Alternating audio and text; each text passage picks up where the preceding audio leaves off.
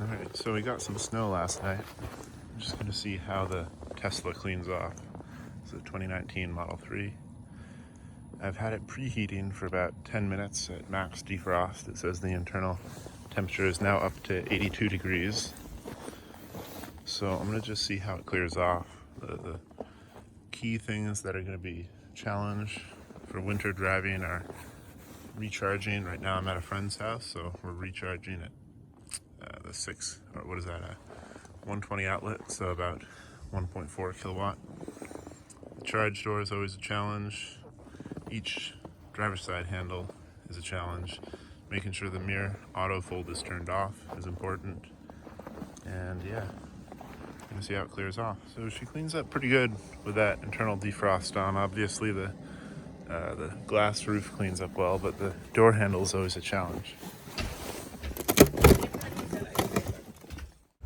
Now, just to show the charging setup that I have here, a very important note for winter charging, especially with a very cold battery, about 10 degrees Fahrenheit, is that you'll see that the charge rate will be quite low. So when I first plugged this in, for the first half hour or so, it said charging, but the rate was 0 miles per hour, and then it gradually increased up to 5 miles per hour on the 120 charger. This is important because if you guys plug outside, just keep in mind that heater needs to be running to keep the battery warm enough in order to charge. And don't plan on charging super fast when you first plug in, especially if it's cold. Now, I started this up preheating here. Initially I had the full defrost on, and that got it up to about 80 degrees. Now I've turned it just to regular heat to maintain that.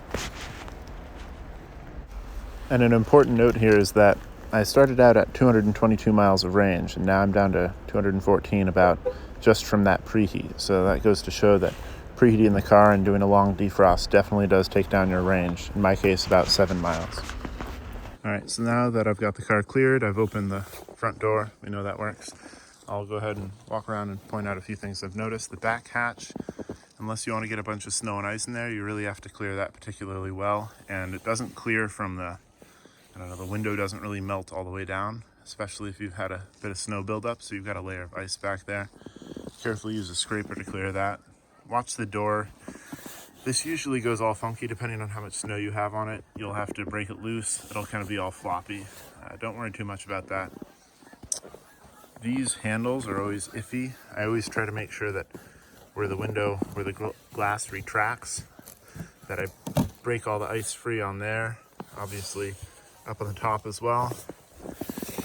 These are actually sloped downwards, so if you have any ice falling on the car or rain turning to ice, it'll actually go down in there and it'll try to freeze, which definitely causes a problem. So you can see in this case it works. That window didn't like going down. This is not a design akin for winter driving. Up here, this is why I like having the automatically folding mirrors turned off in the winter, because there's a bunch of ice that builds up in here.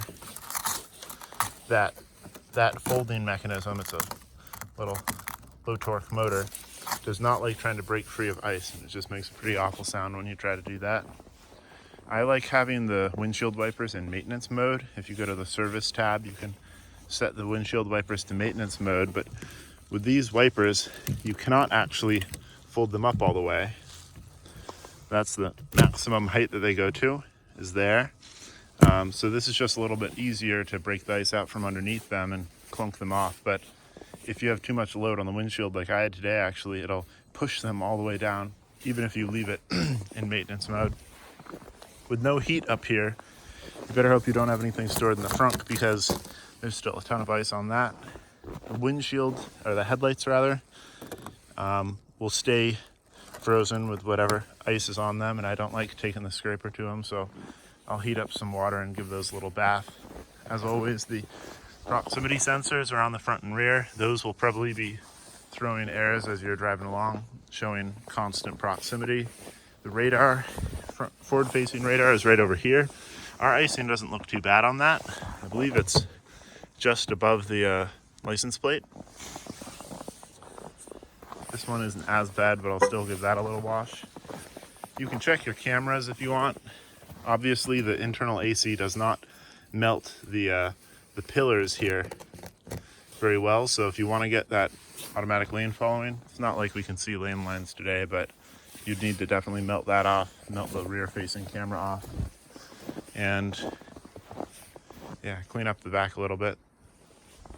Of this much ice buildup on the headlights is that the auto high beam definitely will not work with this. It'll just stay on low, so I just take some warm water, try not to make it too hot. Give it a quick pour over there, and then just go through.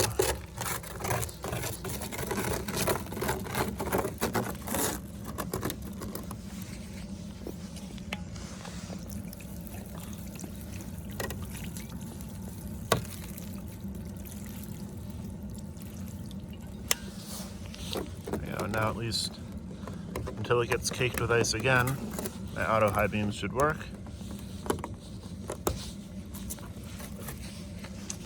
Go ahead and do the other side. As we can see, it's about 16 degrees this morning. I don't know what that is Celsius, maybe -10. With these winter tires that I've got on here, got them from Tire Rack. They are the Ultimax Arctic 12 winter tires. Got them for a pretty good deal, and I'm on the P5 Sport rims. Those were the cheapest rims for the Model 3 on Tire Rack as well. One note is that I decided to not go for the TPMS, the tire pressure measurement sensors. And so what I have permanently to greet me when I do winter driving is this warning here. You see it says, well, not that one. That's just because I didn't adequately clear the sensors, but this tire pressure monitor system fault, I constantly have that when driving with these winter tires that don't have that sensor, and I also constantly have a red exclamation point up in the top right indicating a system fault. Obviously if we hit this here, we get the system that just says the tire pressure monitor fault, along with the various other faults that we have today.